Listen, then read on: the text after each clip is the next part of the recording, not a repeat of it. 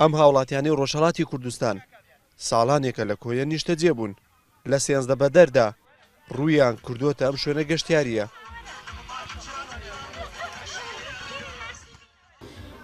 لانش بە خۆشحاڵیەوە لە کوردستان عێراقی ئەوە 24 ساڵە لێرە سێدە بەدەری دەکەین. بە خۆشیەوە ئینشاڵڵا سەلامەتی هەموو کوردستانی دنیا.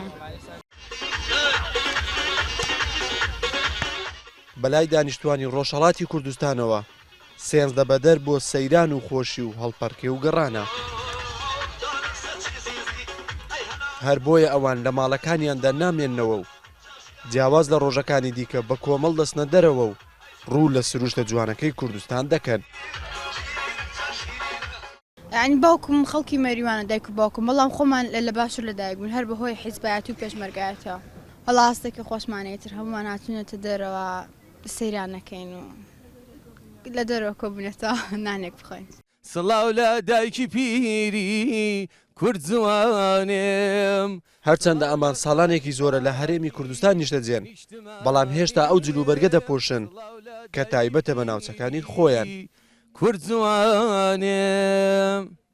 بەڵێ خەڵکی ڕۆژهەڵاتی کوردستانی شەرە و بەرگە لە بەردەکەن وەکو پێم کوتی لە ناوچەکانی کەژ جیایە دلی باشووریشەیە، بەڵام من بۆ خۆم کە سەر بە ناوچەی مکوریانم ئەو بەرگەشی ئەوەیە.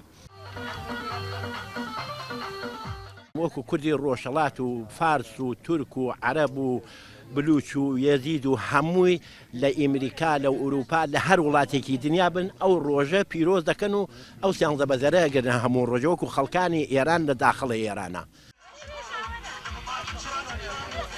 بە پێی بەشێک لە سەرچاوە مێژوویەکان 13 بەدەر مێژوویەکی کۆنی هەیە و تایبەتە بە تەواوی گەلانی ئێران.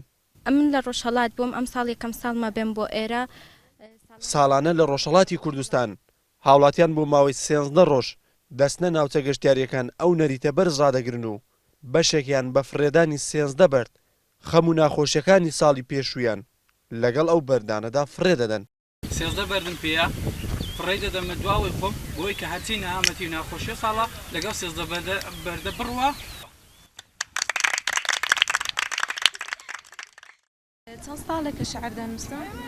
خالید محەممەد NRT کۆیە.